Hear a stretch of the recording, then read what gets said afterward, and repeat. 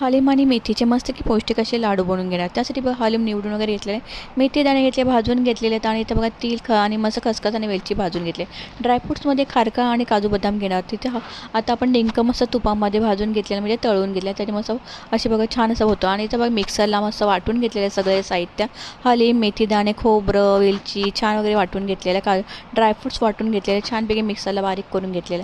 तर आता आपण मस्त इथं बघा मिक्सरला वाटून घेतलेलं आणि इथं बाजूला बघा गुळ बारीक करून घेतलेलं आहे. हे बघितलं डिंकही छान फुललेलं आहे, मिक्सरला बारीक करून घेतलेलं. तर गुळाचा पाक करणं, त्यासाठी थोडंसं पाणी टाकलं टोपामध्ये आणि त्यात गुळाचा पाक करून घ्यायचा, म्हणजे ना खुसखुशीत लाडू होतात. आता इथे छानपैकी लाडू बनवण्यासाठी आपण मस्त पाक करून घेतलेले गुळाचे ड्रायफ्रूट टाकून घेतले आणि त्याच्यामध्ये टाकायचं सगळं मिश्रण. हा मिश्रण सगळं टाकून झालं की याच्यामध्ये थोडंसं निवडून द्यायचं आहे आणि 5-10 मिनिटं मस्त लाडू बांधून घ्यायचे. हे लाडू अनिमिया किंवा आपल्याला रक्ताची कमतरता असेल किंवा एखादी बालंतीन बाई असेल ना, किंवा आपले पाय किंवा आपली कंबर वगैरे दुखत असेल, ते लाडू पौष्टिक असे लाडू बनवले जातात. तुम्ही खाता का नक्कीच कमेंटमध्ये सांगा. आणि मग मस्त की आपले हलमाचे लाडू तयार झाले. आवडल्यास लाईक शेअर सबस्क्राईब करायला सांगा.